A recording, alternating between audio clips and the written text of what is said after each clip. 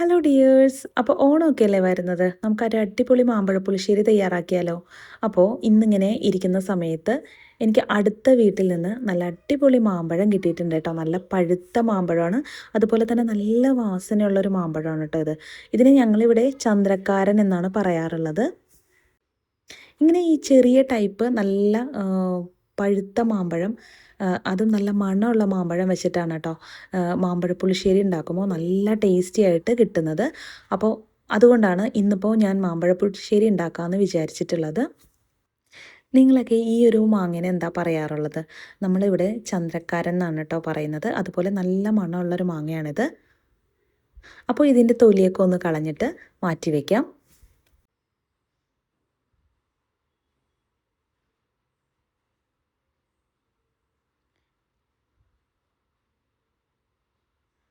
ഈ മാങ്ങ ഉണ്ടല്ലോ കുറച്ച് മൂപ്പാകുമ്പോഴേക്കും പറിച്ച് നമ്മൾ അരിയിലിട്ട് വെക്കും. അരിയിൽ ഇട്ട് വെക്കുകയാണെങ്കിൽ പെട്ടെന്ന് അത് പഴുത്തോളൂ കേട്ടോ.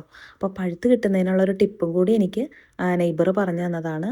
എനിക്ക് കുറേ മാങ്ങ പറിച്ച് തന്നിട്ട് ഇതിങ്ങനെ അരിയിലിട്ട് വെക്കാൻ പറഞ്ഞു. നമ്മൾ ചോറ് വെക്കുന്ന അരി ഉണ്ടല്ലോ, ആ അരിയുടെ ഉള്ളിൽ ചാക്കിലോ അല്ലെങ്കിൽ ടിന്നിലൊക്കെ ഇട്ട അരി ഉണ്ടല്ലോ അതിനുള്ളിൽ ഇറക്കി വെച്ചാൽ മതി. അപ്പോൾ കുറച്ച് 2 ദിവസമൊക്കെ ഇരിക്കുമ്പോൾ തന്നെ അത് നല്ല പഴുത്ത് വരും കേട്ടോ. അപ്പോൾ അങ്ങനെ പഴുപ്പിച്ചെടുത്ത മാമ്പഴമാണിത്. അപ്പോൾ അതിൻ്റെ തൊലിയൊക്കെ കളഞ്ഞിട്ട് ഈ ഒരു പാത്രത്തിലേക്ക് ഇട്ട് കൊടുത്തിട്ടുണ്ട് കേട്ടോ. അപ്പോൾ ഇനി ഞാനുണ്ടല്ലോ ഒരു വീഡിയോയിൽ കണ്ടിട്ടുണ്ടായിരുന്നു, നമ്മൾ മാമ്പഴം വേവിച്ചെടുക്കുന്ന ആ ഒരു സമയത്ത് നല്ലൊരു ഫ്ലേവറൊക്കെ കിട്ടുന്നതിന് വേണ്ടിയിട്ട് ഈ മാമ്പഴത്തിൻ്റെ തൊലി കൂടി അതിൻ്റെ കൂടെ ഇട്ട് വേവിക്കണം എന്ന്. അപ്പോൾ ഞാൻ അതുപോലെ ഒന്ന് ട്രൈ ചെയ്ത് നോക്കുന്നുണ്ട് കേട്ടോ. കാരണം നല്ല മണമുള്ള മാമ്പഴമാണല്ലോ. അപ്പോൾ നമുക്ക് ഈ തൊലിയും കൂടി ചേർത്ത് കഴിഞ്ഞാൽ ആ ഒരു മാമ്പഴത്തിൻ്റെ ആ ഒരു മണം നമുക്ക് നന്നായിട്ട് ഈ ഒരു കറിക്ക് കിട്ടും. അപ്പോൾ അതിന് വേണ്ടിയിട്ട് ഈ ഒരു തൊലി കൂടി ഇതിലേക്ക് ചേർത്ത് കൊടുക്കുന്നുണ്ട്. ഇനി ഇതിലേക്ക് നമുക്ക് ആവശ്യത്തിന് ഉപ്പ് ചേർത്ത് കൊടുക്കാം. പിന്നെ ഇതിലേക്ക് മഞ്ഞൾപ്പൊടിയാണ് ചേർത്ത് കൊടുക്കുന്നത് കേട്ടോ.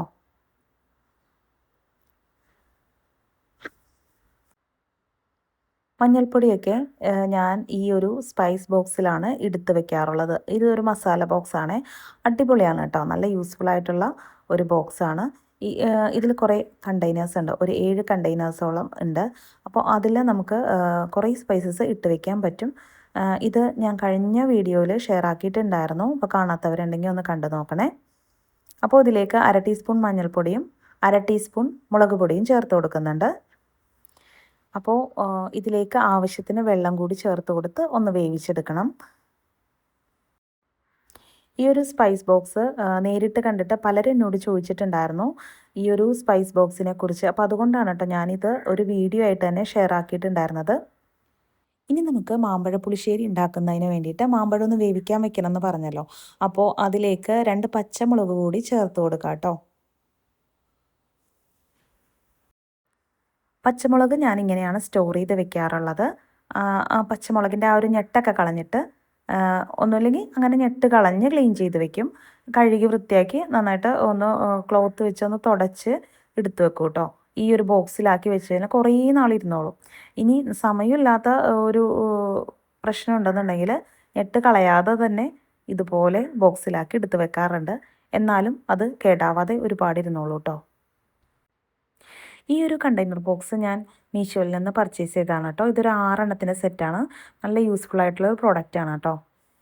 ഈ ഒരു ബോക്സിൽ ഞാൻ സ്റ്റോർ ചെയ്ത് വെക്കാറുള്ളത് ഇഞ്ചി, വെളുത്തുള്ളി, അതുപോലെ ചെറിയുള്ളി, പിന്നെ ക്ലീൻ ചെയ്തിട്ട് ചെറിയുള്ളി വയ്ക്കും. പിന്നെ തക്കാളി വെക്കാറുണ്ട്. അതുപോലെ ബീൻസ്, പച്ചമുളക്, ഇങ്ങനത്തെ സാധനങ്ങളൊക്കെയാണ് കേട്ടോ ഞാനിതിൽ സ്റ്റോർ ചെയ്ത് വെക്കാറുള്ളത്. അപ്പോൾ മാമ്പഴ പുളിശ്ശേരി വേവിക്കുന്നതിന് വേണ്ടിയിട്ട് പാത്രം അടുപ്പിൽ വെച്ചിട്ടുണ്ട്. അപ്പോൾ അതിലേക്ക് പച്ചമുളക് ചേർത്ത് കൊടുത്തിട്ടുണ്ട്. പിന്നെ ആവശ്യത്തിന് വെള്ളം ചേർത്ത് കൊടുത്തിട്ടുണ്ട്. ഇനി ഇതൊന്ന് കവർ ചെയ്ത് വെച്ച് നന്നായിട്ട് മാങ്ങ ഉടഞ്ഞു കിട്ടുന്നത് വരെ ഒന്ന് കുക്ക് ചെയ്തെടുക്കാം. കണ്ടില്ലേ, മാങ്ങ അതാ ഇതുപോലെ നന്നായിട്ട് ഉടഞ്ഞു വന്നിട്ടുണ്ട് കേട്ടോ.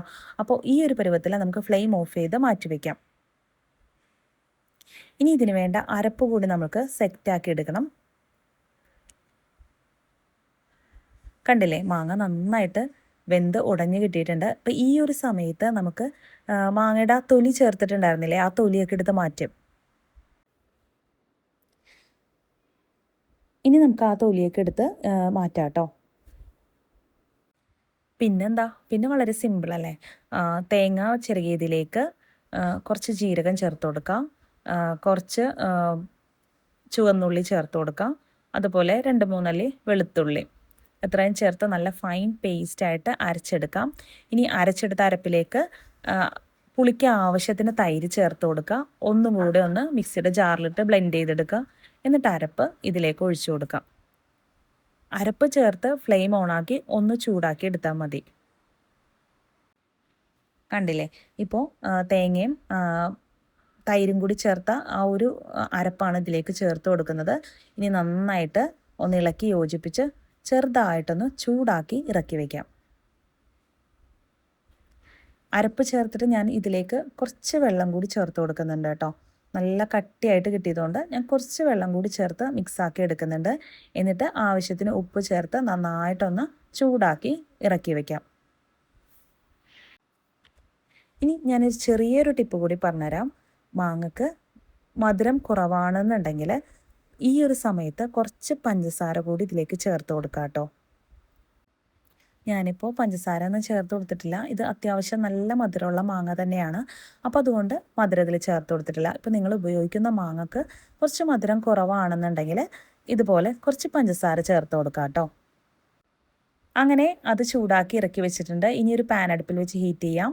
ഇതിലേക്ക് വെളിച്ചെണ്ണ ഒഴിച്ചു കൊടുക്കാം. വെളിച്ചെണ്ണ നന്നായിട്ടൊന്ന് ചൂടായി വരണം. വെളിച്ചെണ്ണ നന്നായിട്ടൊന്ന് ചൂടായി വരുന്ന സമയത്ത് ഇതിലേക്ക് ഉലുവ ചേർത്ത് ഒന്ന് പൊട്ടിച്ചെടുക്കാം. അതുപോലെ കടുകും കൂടി ചേർത്ത് കൊടുക്കാം. ഉലുവ ഒന്ന് പൊട്ടി വരുമ്പോഴേക്കും കടുക് കൂടി ചേർത്ത് ഒന്ന് പൊട്ടിച്ചെടുക്കാം. നന്നായിട്ടൊന്ന് പൊട്ടി വരുന്ന സമയത്ത് ഉണക്കമുളക് ചേർത്ത് കൊടുക്കാം. പിന്നെ കുറച്ച് കറിവേപ്പില കൂടി ചേർത്ത് കൊടുക്കാം. ഇതൊന്ന് മൂപ്പിച്ച് ഇനി കറിയിലേക്ക് ഒഴിച്ചു കൊടുക്കാം. ഈ മാമ്പഴ പുളിശ്ശേരിയൊക്കെ ഉണ്ടാക്കാൻ വളരെ ഈസിയാണ് കേട്ടോ. വലിയ പണിയൊന്നുമില്ല, ഭയങ്കര സിമ്പിളായിട്ട് നമുക്ക് ഉണ്ടാക്കിയെടുക്കാൻ പറ്റും. പിന്നെ നല്ല അടിപൊളി മാമ്പഴമാണ് കിട്ടുന്നതെന്നുണ്ടെങ്കിൽ നല്ല ടേസ്റ്റ് ആയിട്ട് വരും കേട്ടോ. ഇനി മാമ്പഴപ്പുളിശ്ശേരിക്ക് നല്ലൊരു കളറ് കിട്ടുന്നതിന് വേണ്ടിയിട്ടുള്ള അടുത്തൊരു ടിപ്പ് പറഞ്ഞുതരാം. ഈ ഒരു ഉണക്കമുളകും കറിവേപ്പിലയും മൂപ്പിച്ചെടുക്കുന്ന ആ ഒരു സമയത്ത് ഇതിലേക്കൊരു 1/4 ടീസ്പൂൺ മഞ്ഞൾപ്പൊടി കൂടി ചേർത്ത് ഒന്ന് മൂപ്പിച്ചെടുത്ത് കറിയിലേക്ക് ഒഴിച്ചു കൊടുക്കുകയാണെങ്കിൽ നല്ലൊരു കളറ് കിട്ടും കേട്ടോ മാമ്പഴപ്പുളിശ്ശേരിക്ക്. അപ്പോൾ ഇന്നത്തെ ഈ റെസിപ്പി നിങ്ങൾക്ക് ഇഷ്ടപ്പെട്ടുവെങ്കിൽ ലൈക്ക് ചെയ്യാൻ മറക്കരുത് കേട്ടോ. കണ്ടില്ലേ, നല്ല അടിപൊളിയായിട്ടുള്ള മാമ്പഴ പുളിശ്ശേരി തയ്യാറായി കിട്ടിയിട്ടുണ്ട്. Thank you for watching dears.